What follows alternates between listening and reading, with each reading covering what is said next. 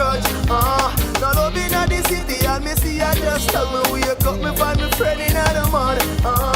Where is the love? The Beijing Olympics, I was here in the restaurant and I was watching track and field.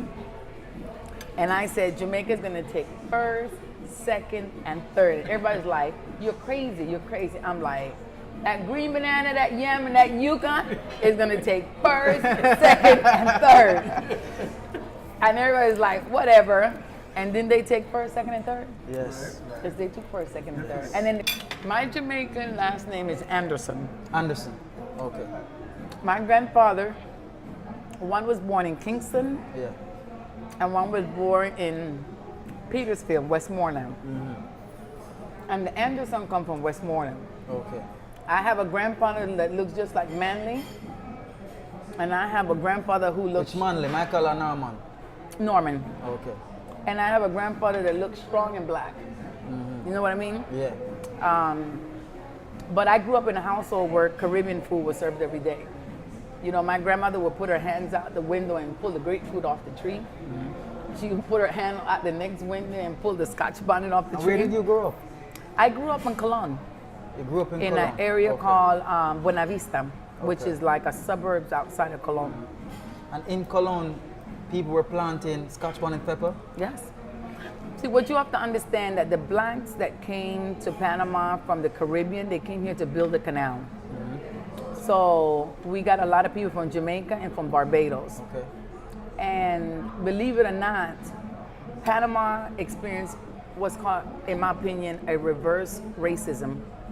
What do I mean by that? Back in the days, the people with much respect and much clout was the blacks. Right. And the reason they received much of the respect was because they spoke English. Right.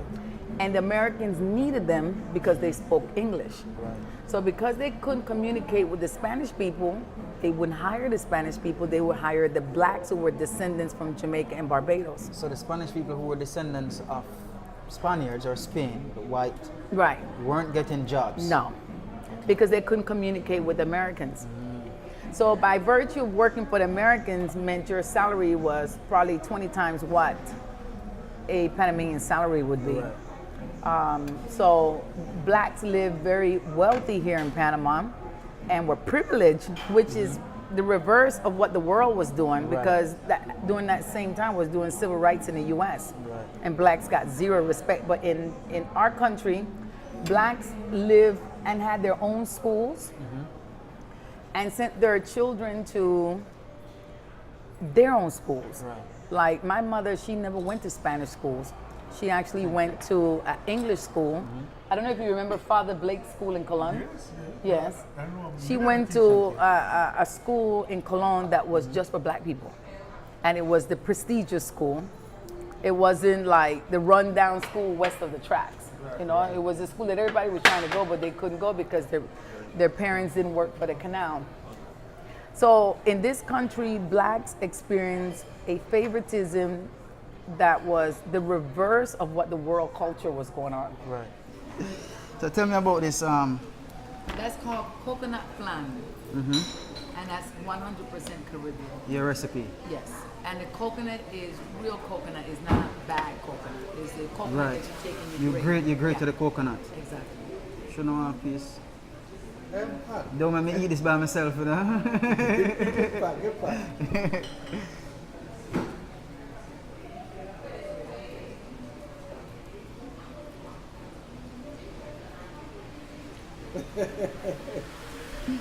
Oh boy. This is Peter from the Reggae Chefs, and you guys are watching Scattered Jamaica. Everybody know that I travel the globe and look for culinary and cultural links to Jamaica. And while I'm there, I'm looking for delicious food to eat and food to remind me of home. Well, it's my first day in Panama, and I didn't have to travel far. I'm having the time of my culinary life in El Caribe restaurant. I had fish, the most delicious fish in a coconut sauce. I had rice and peas with gungo peas, plantain, and now I'm having coconut flan. And I'm not exaggerating, you guys should know me by now. that sometimes I tend to stray to the culture side and leave the food side. It looks like my Panamanian trip is going the opposite way this time. I'm having one heck of a time in El Caribe. If they're gonna eat Caribbean food, it's best that they eat it in an authentic setting, so that they can appreciate really and truly what the ginger is, what the pimento seed is. You know how those two flavors of Scotch bonnet come together to make a culinary experience. You know, yeah. My grandmother was born in Bocas, and both her parents were Jamaican. Right. Mother and father. What part of Bocas? She's from Guabito. She's from Guabito. Close to going to Limon. Close to Costa Rica. Yeah, she's from Guabito. So I definitely cook like her. And you know, it's amazing because she's passed away already, but it's amazing because my grandmother never said, okay, you put a little bit of this, you put this. No, she never taught me to cook. But that taste, when I became an adult and I started cooking, I cook for the taste. That's why I said it's so for me, it's hard to teach flavor, but it's easier to teach technique.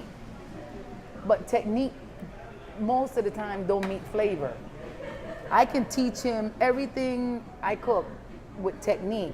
And it won't taste the same. And it's not going to taste the same. On the flavor, yeah. So I rather someone that understands the flavor and then I teach them the technique.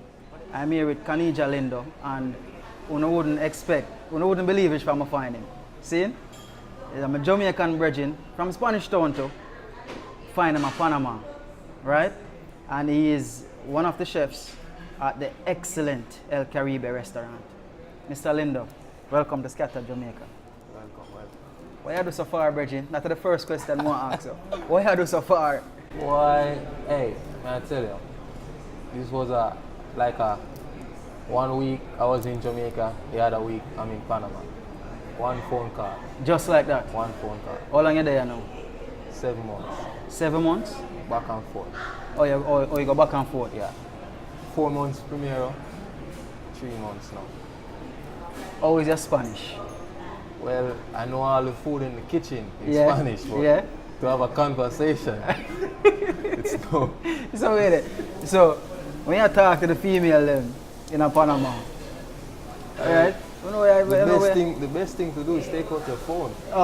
Universal language. Universal. Alright. Translate. Alright. So that one phone call that you get, was it Life changing. life changing? Life changing. Tell me about the phone call. And tell me how, would you consider yourself lucky if you get the phone call, or you think you were prepared? Lucky. Lucky. Yeah. I wasn't supposed to be here. That's the Yeah? thing. Yeah. Give me a little information on that. Well, it was like one Sunday I was laying down, and I hear like the phone ring. Yeah. This number it's not Jamaican number. Missed the call. Call back. Say, hello, Marissa Ellis from Panama. Seriously? Oh, by the way, it's this young lady right here he's talking about. I was like, really? She's like, yeah, I want to do a 15-minute interview with you. Is that okay? I said, yeah. Started to do the interview. She asked some hard questions. Then she said she would get back to me. Took like a week after she said, call me back and say, hey, your ticket is booked. I was like, already? She's like, yeah. You're coming to Panama. Prepare yourself. Like, damn, so quick. Everybody was like, you know, Jamaicans. Yeah. It's not real. No Right. one's gonna do A that scam. so quick. A scam that. check it out. I was like, no. I'm telling you. How she find you? Did she tell you how she find you? No. To actually give you the phone call there? The first chef was a Jamaican, Terran Rogers. Yeah. He knows my mom. His mom knows my mom. Okay. So he said, I'm gonna give you a recommendation to her. Okay. And we'll see about that. But she had options. Okay, got you. She had options. But you must have represented yourself well though over the phone during the interview. Yeah. Must have. Yeah. Right? What school you went to in Jamaica? Did you go to school first of all for this? Yeah? Yeah. I went to first I went to Spanish Town High School. I left Spanish Town High School. I went to Portmore Community College. Did a few subjects there. Right. Then I went to B&E. Starting my culinary career there. But I always loved cooking. They always be like, hey, why don't you cook? I was like, no, I'm too tall. People are gonna be like, what are you doing in the kitchen? You're like 6'9". Right. Man, you'll lick your head or something. So I'll be like, I don't know what to do in my life. Right. What I love. So I'm just gonna do what I love. Right. Because that's my passion. Cooking. Right. I started school. Took a year off. It's like they're chilling. I'll be like, what am I gonna do with my life? There. I say, I'm gonna go to culinary school because that's what I love. Right. It makes sense to sit down. As you know, in Jamaica, if you sit, nothing's gonna happen for you. Absolutely. You gotta push yourself. Yeah. So I went to culinary school for a year. Then things just start happening so quick for me. Quick. So when the phone call come in that brought you to Panama, you were working? Yeah. You were working where? In a small restaurant. I don't remember the name. No, it was a school. Okay. School cafeteria. But there was a restaurant. You know school cafeteria? Yeah, man. What is it again? Southeast College. Okay. Yeah, they was friends. You see yourself here in Panama. Do you love it here?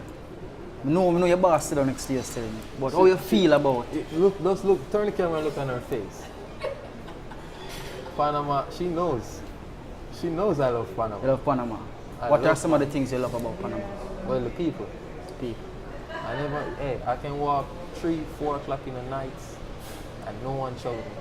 The people are so welcome, inviting. Okay. If they see you and offer you things like, hey, you want some of this? Right. It's like natural to them. Right. Very natural. You feel like you're missing, is there any piece of Jamaica that you're missing while you're living here in Panama? Well, I only think the talking. Oh, you miss the talking. So like, no, me and you rap now, these are the best. I'm going to tell you. Because all you hear is Spanish. So when a Jamaican comes in or a person that speaks English, it feels so good to you. Right. You've had other Jamaicans walk in the restaurant before? Yeah. We have a Jamaican that comes here regular. Okay. Regular. He's not like the only one that I can really speak to. Because he speaks like living patois. Got you. Yeah. Separate from the language barrier, being that you grew up, born and raised in Jamaica, now you live here. You see any similarities between the culture? Similarity? Yeah. Well, being that Panama and Jamaica is very similar. Very, very similar. The foods is just a little bit of tweak. Okay. But they don't really like spices. You know, we are in Jamaica, we love spices. Right. Some of them may sway from the they call it picante. Like, no pica. But when they taste it, it's good. Right, got you. That's why people always come to this restaurant because they want to taste a little bit of Jamaica. People ask like, hey, I want a Jamaican sauce. So, okay. Can get the curry sauce because they know that's our thing, curry sauce. So they always come in, ask for that. They love the jerk wings, the jerk chicken, everything. You gonna party when you're there? No. No party? No I mean, so them keep keep some party, I say that kind of similar to our dance thing, you know. Well, karaoke keeps here every Friday. Here, so? Yeah, okay. Right here. If you're here till Friday, I want you to come check it out. It's real good. Yeah, and play dancehall? What? So you not sure that you dance, see people in here? No, I can't. You can't dance? No, I can dance, but I'm in the kitchen. Oh, I get you. Okay. You work, people, orders coming in, so I can't come. But sometimes you can sneak a little peek. All right. And I ask you 2 final questions. Again, for the camera, how old are you again? 25. 25. All right. My last question here is, what would you say to other young Jamaicans, right, who are going to see this video on YouTube and social media? We know the situation in Jamaica. We know the unemployment rate. We know what it's like. And people are always saying that there are no opportunities. Them sit down on the corner and them just give up on life. But here you are, 25-year-old. You look just like my virgin in Jamaica. Just like. What make you special? What made you ready for when Miss Marissa call you you were able to say, yeah, this is what I want to do. What advice would you give to young men and young women in Jamaica to keep themselves ready for a phone call? They have to always push themselves. Expect the unexpected in life. You can't sit down and wait for Right. someone to come get you. Right. You have to go get that person. Understand? Yeah. You have to do that. You can't be like, hey, my mom, my dad, my family can help me. You can't do Right. that. You're a grown person. You gotta push. Push yourself. You really gotta push yourself. I push myself to the limit. Right. I push myself to the limit. I go beyond the limit. And you put up with your boss. And you put up with the boss. Yeah, Virgin. Yeah. Respect, yeah. Yeah. All right.